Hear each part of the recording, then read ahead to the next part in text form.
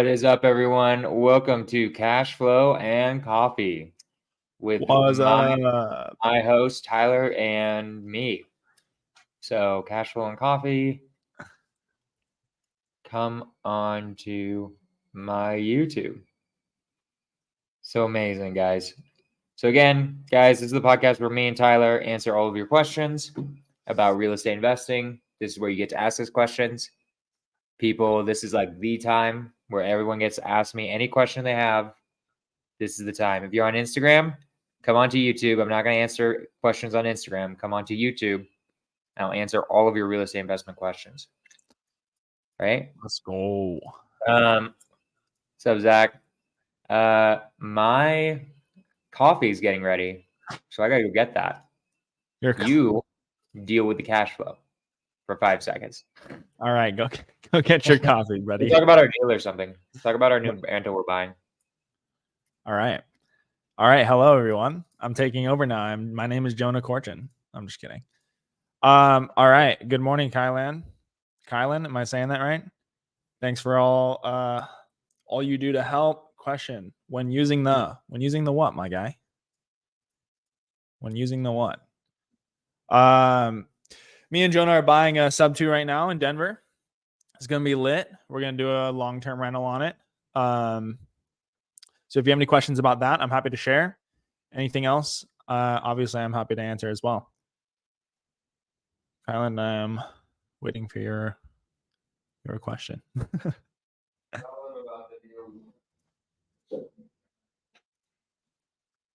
You back?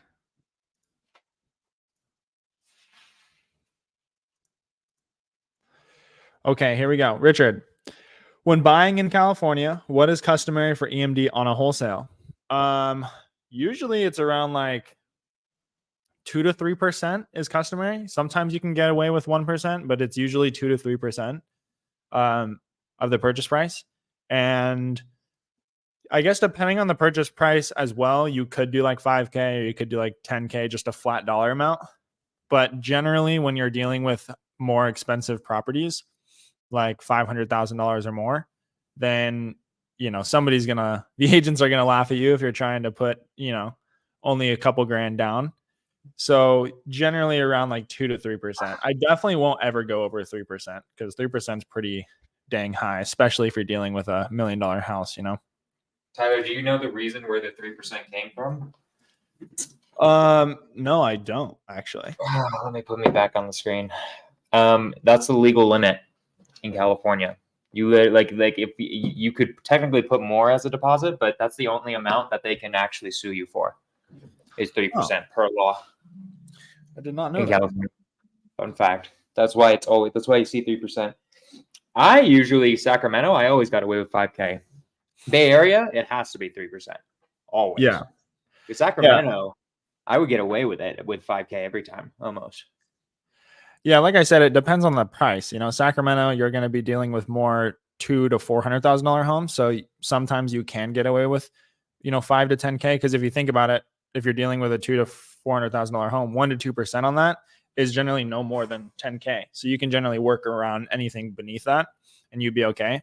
But like Jonah said, anything in the Bay Area definitely got to be up higher on that ARV. Yeah. Using market-specific ARV to determine offer price. Do you all go by zip code of the subject property or by the market in general? The area. Zip code doesn't really matter. What matters is it a good area or not? That can be several different zip codes. That could just be a city. That could be part of a city. Oakland in general is an annoying area to do flips in. East Oakland is a really bad area to do flips in. Oakland Hills is not as bad. It's still annoying regulation-wise, but you'll get a lot of money. All same area. Some of them might even be the same zip code. But it's all about the area, my man. It just depends. Yeah, there are certain markets. I don't know what market you're in, but like places like Bay Area or Sacramento, there are zip codes that are trash, but also there are parts of that zip code that are fine. Like I've done deals. I've had multiple properties in a specific zip code in Sac where people are just like absolutely not. But then if you go across a certain road in that same zip code, you'll be fine. So it's not always specific to the zip code. I think it just depends on your market. Great. I'm looking to bring on VAs to schedule intro calls for me. Do you have the initial message go out as the VA's name or yours? The VA's name. Yeah. I thought, Zach, don't you have?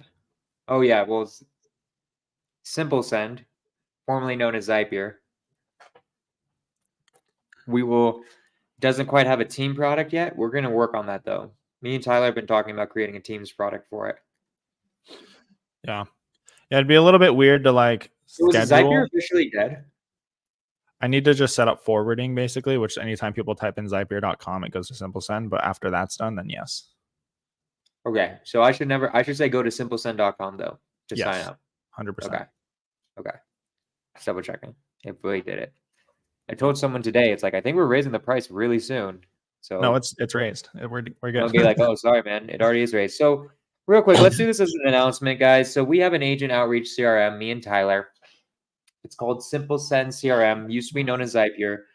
We were charging $100 a month, and now we are charging $150 with a setup fee. $147 a month. $147 a month with a setup fee of $300. Now, Tyler, either I can go into it or you can go into it, but I want to go into why we did that. Do you want to go into why we did that, or should I? You can do it. So basically, the reason why we did that is because we were noticing two different things. One is our costs were way higher than we thought we were for setting up everybody's CRM, right? That's why we included a setup fee. And then two, also, the CRM is just way too dope to be selling at $100 a month, guys. There are too many people getting deals from it. It's ridiculous. It's such a good CRM that I'm like, wait a minute. How the hell are we not getting some of this money, you know? So we're gonna be implementing a royalty here soon where we get a percentage of every deal you guys close on Simple Send. I'm just kidding. That's a joke. That'd be lit. No, though. we're not doing that. You guys get to keep your deals. I'm you kidding. just have I'm to kidding. pay for us. Love it. So yeah, I was about to say, Zach, I was pretty sure you were on Simple Send. You were probably on Zapier. Zapier users, their stays the same, right? Yeah, you guys They are get grandfathered grandfathered in to $99. at the $100. So good job, you guys. If you guys Thank made you it for the in, support. congratulations. You guys made it in. Good job. Good job Yes. on you. Zach, Yeah, you're grandfathered in. You're always going to be at $100 as long as you keep your account active. Yeah.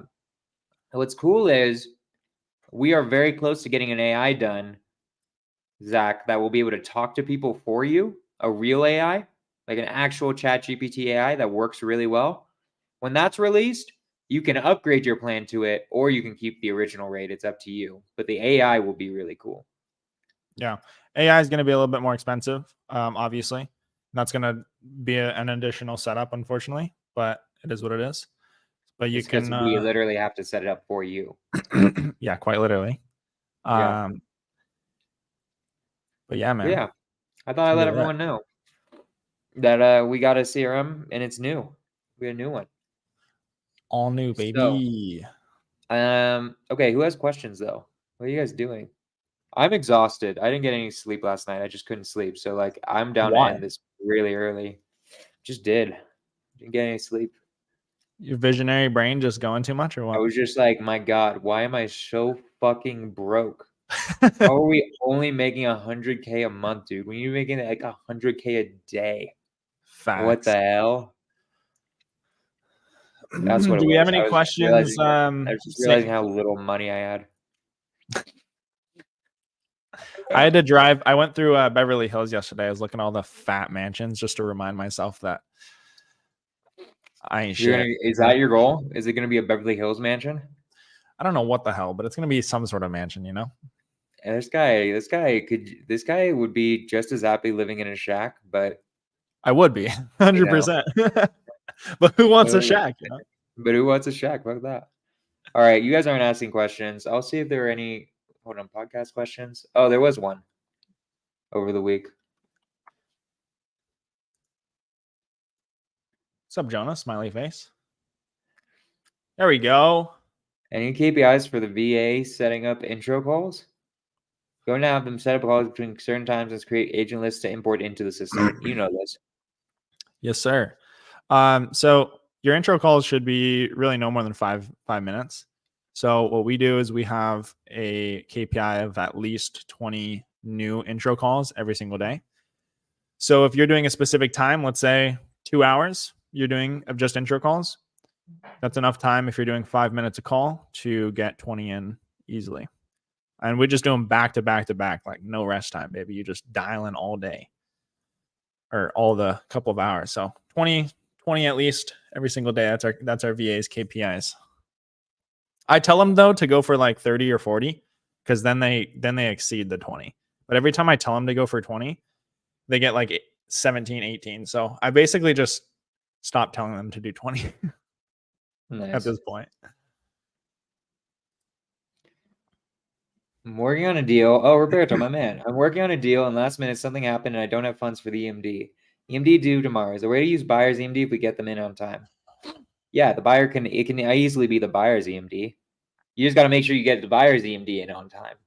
Yeah. So if you don't have the EMD in on time, I see this was already what I was going to ask you, is if you're working on getting a gator as a backup. Because I'd be willing to gator lend for you, right? Roberto, hit me up on Instagram. If you really need this, I'll gator lend. You just got to prove to me that it's a good enough deal that's actually going to close, because I don't get paid that much if you don't close, right? But yes, the answer to your question is we always use buyer's EMD as EMD. Me and Tyler barely ever deposit EMD. We do it maybe, what do you think, 1 out of 10 escrows? Yeah, a couple. I'd say Like 20% of the time, I'd say. So that'd be 2 out of 10. Either way, something like that. Will you set up our entire business on the CRM for $300, Tyler? The short answer, yes, but it depends on like what exactly you're wanting. So like if you want just the base system of how it's already set up in our business, yes, you get it for $297 setup fee as soon as you sign up. If you're wanting if asking for random shit, no. Yeah. Right. If you're wanting to like do a bunch of if you're wanting to do a bunch of like add-on stuff where you're like, I want a freaking automated. I want it to be direct to business owners. I want it to be for selling maid service. Then no, we're not going to do that for you. We're not going to do that. It's got to be agent outreach, and it's got to be or micro flipping and dispositions, whatever the case. Yeah. So in the terms you put EMD is due at the end of your inspection. No. We just leave it the default. We usually find a buyer quick enough where they just put in the EMD. That's also another thing that's cool about California, Roberto, is the contract makes it where I can finesse it where there's at least 5 days and up to 7 days or more, really, to get an EMD. So that's a California thing that's really good. It's a little bit more challenging in other states. In other states, you just got to move really quickly or deposit the EMD yourself, one or the other, you know? You want to explain how are we utilizing the contract to extend our due date of EMD? It's pretty long, and it's really only useful to California people. More or less, in California, it's naturally written that we have 3 business days to deposit EMD. So if we get a contract signed, let's say Wednesday, we signed it Wednesday, Thursday, Friday, the whole weekend, it's due Monday. Then let's say they immediately are like, hey, what the fuck? Where's the EMD? And we're like, oh, sorry. And then they have to give us a notice to perform or a cure period of 2 days. So Tuesday, Wednesday. So basically we have 5 business days no matter what to deposit EMD in California. And it's an additional 2 days. And they have to give you the notice, because if they don't give you the notice, then it just keeps going until they give you the notice, which is crazy.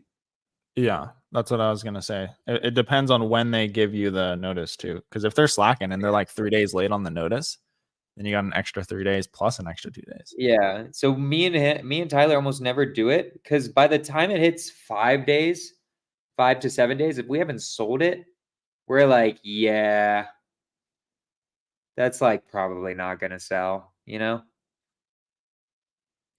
Unless So we're that's like my right last bit. there. Not sure why I didn't specify business days on this one. Roberto, you're in Florida. What does the contract usually say in Florida? Right? That also is what depends on this, you know? We're just using what the California contract says.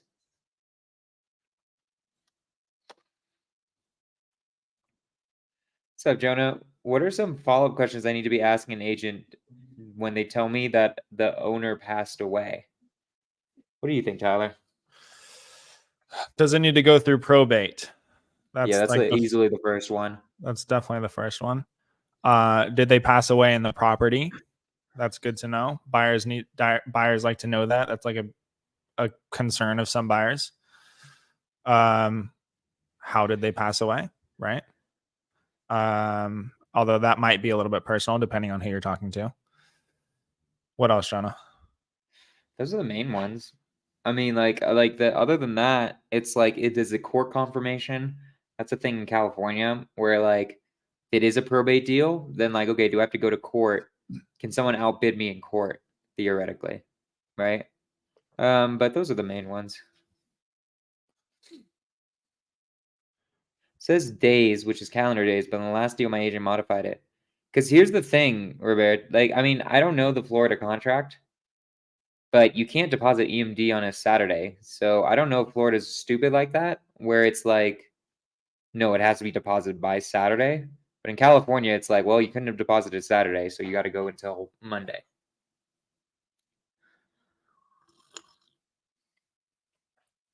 So, anywho. All right. I don't know. I'm tired as hell. I don't see any more questions. I'm ready to end it. Guys, sign up for Simple Send.